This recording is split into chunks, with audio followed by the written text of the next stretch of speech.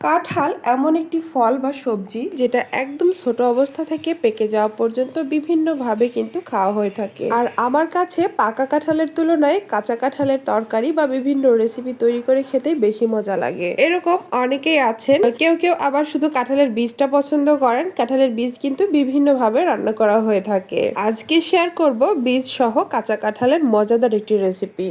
কাঁঠাল দিয়ে কিন্তু অনেক রকম রেসিপি তৈরি করা যায়। তার মধ্যে আমি আজকে যে রেসিপিটি তৈরি করব সেটা গরম ভাতে কিন্তু অসাধারণ মজা লাগবে।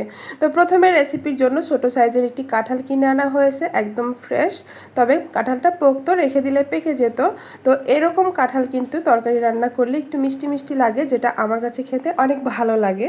তো কাঁঠালটা যেহেতু শক্ত থাকে, তাই আপনাদের ভাইয়াকে বলছিলাম একটু কেটে ছোট করে দিতে, তারপর আমি বাকিটা কেটে নিব। তো ও একটু কাঁঠালটা কেটে 4 ভাগ করে দিচ্ছিল।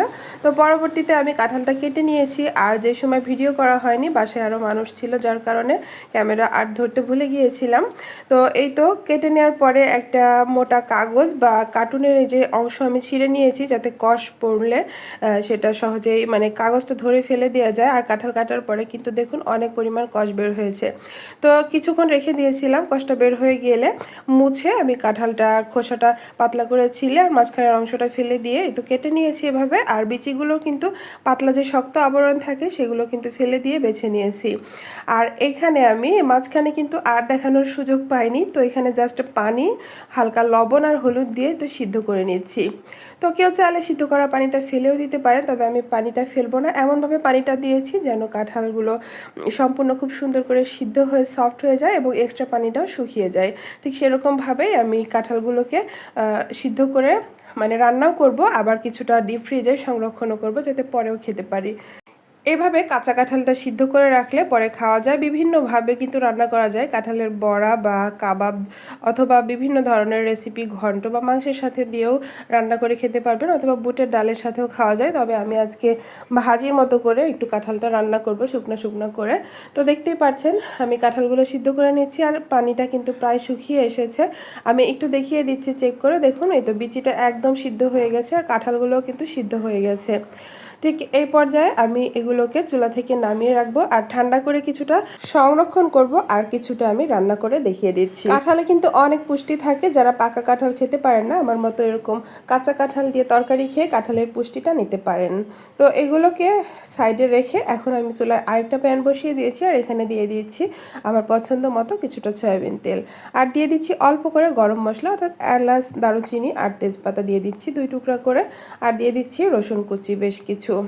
তো এটাতে একটু পেঁয়াজ রসুনটা বাড়িয়ে দিলে খেতে বেশি ভালো লাগে। এরপরে কুচি করে নেওয়া পেঁয়াজ দিয়ে দিচ্ছি আর বেশ কিছু কাঁচামরিচ দিয়ে দিচ্ছি। সিদ্ধ করার সময় যেহেতু আমি কোনো ঝাল ব্যবহার করিনি, তাই এ পর্যায়ে কাঁচামরিচটা একটু বাড়িয়ে দিচ্ছি আর পরবর্তীতে গুঁড়া মরিচও এখানে ব্যবহার করব। তো এভাবে করে নেড়ে চেড়ে পেঁয়াজটা হালকা লাল লাল হয়ে আসা পর্যন্ত বা ব্রাউন কালার হয়ে আসা পর্যন্ত ভেজে নিচ্ছি। আর ভেজে নেওয়া হয়ে গেলে বাকি মশলাগুলো এখানে আস্তে আস্তে অ্যাড করব। তো আমি এখানে প্রায় 1 চা চামচ করে আদা বাটা, রসুন বাটা, লবণ যেহেতু আগেই দিয়েছি তাই এখানে অল্প একটু দিলাম। আর হলুদের গুঁড়া, ধনিয়া গুঁড়া, জিরা গুঁড়া এগুলো দিয়েছি প্রায় 1 চা চামচ করে। আপনি আপনার স্বাদ অনুযায়ী, তরকারির পরিমাণ অনুযায়ী মশলাগুলো অ্যাড করে নেবেন। তো এই মশলাগুলো দিয়ে অল্প অল্প পানি দিয়ে খুব ভালোভাবে কষিয়ে নিচ্ছি। আর এখানে দিয়ে দিচ্ছি একটু গরম মশলার গুঁড়া। কাঁঠালের রেসিপিতে একটু গরম মশলা দিবেন, তাহলে খেতে মাংসের মতো স্বাদ আসবে আর খেতে ভালোও লাগে। গরম মশলাটা কাঁঠালের সাথে খুব ভালো যায়। তো এখন খুব ভালোভাবে আমি কষিয়ে নিলাম মশলাটা।